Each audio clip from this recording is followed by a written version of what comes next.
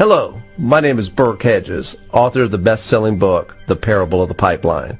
I open my book with a story about Pablo and Bruno, who take two very different paths in their quest for financial independence.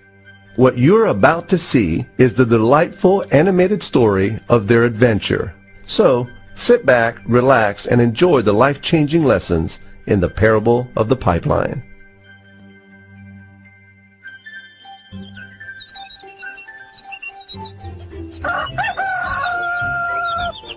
Far away, in a small village, near a beautiful valley, lived two friends, Pablo and Bruno. They were both young and dreamed of a better life for themselves. They'd often discuss their dreams about how they would become the most successful men in the village. They weren't afraid of hard work, and they searched for opportunities to help realize their goals and achieve their dreams. One day, an opportunity presented itself.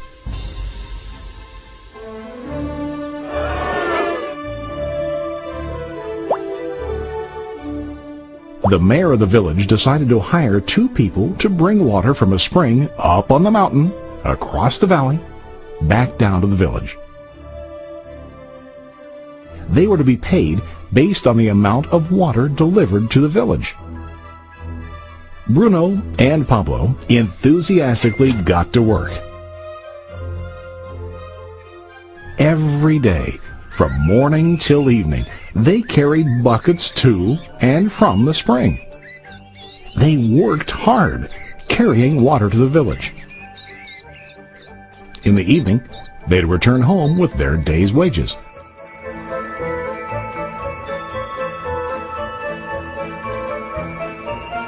Bruno was satisfied with his work and the money he earned.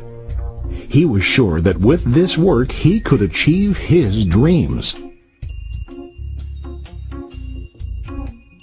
Bruno thought that to increase his wages he could use bigger buckets to bring more water each trip.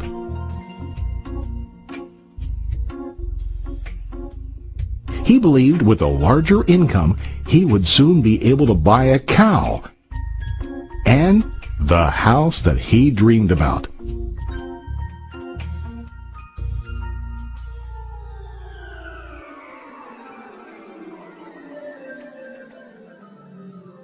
Now Pablo was not satisfied. At the end of the day, his back and hands ached, and he was exhausted.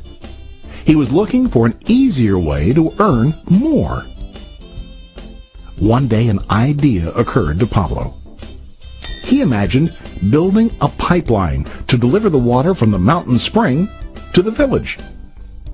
With this pipeline, he could get more water to the village without carrying buckets back and forth from the spring to the village. Soon, he got very excited about his idea and began to plan. Pablo, of course, shared his idea with his friend Bruno and asked him to join with him to work on and help build the pipeline. Bruno thought the idea was crazy. All Bruno could think about was what his money could buy today and how to get it quicker. He felt that building a pipeline would slow him down and delay him in achieving his goals. Instead, Bruno got bigger buckets and went more often back and forth fetching water. He was sure that with this method, he could make more money. Pablo decided to build the pipeline on his own. He understood that it would not be easy to build, and it would take time to complete the pipeline. Pablo knew that it could take several years to finish, but he set his mind on his goal. Every day he worked and carried water like before. But on weekends and during his spare time, he worked hard to dig in the rocky soil and build his pipeline. In the first month, there was little to show for his work.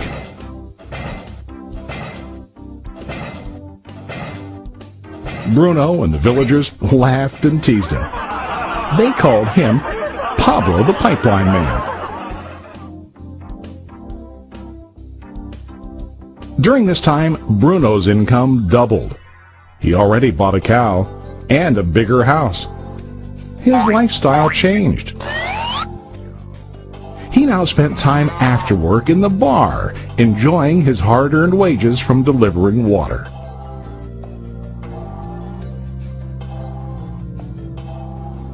What Bruno didn't realize was that his body was starting to stoop from carrying the heavy buckets every day.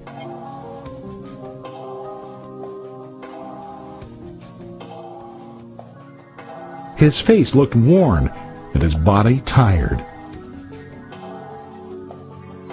Soon, he began to carry less and less water due to the wear and tear on his body.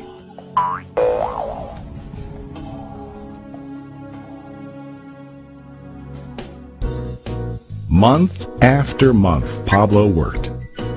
Soon a year passed, and then a second year.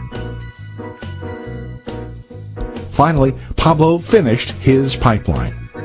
He now used his pipeline to deliver water to the village instead of carrying buckets. Pablo was now earning more money than ever before. The water continued flowing to the village, while Pablo wasn't working. While he slept and ate, the water flowed. Pablo was happy and proud of his insight, persistence, and hard work. Now his income flowed as long as the water flowed through his pipeline.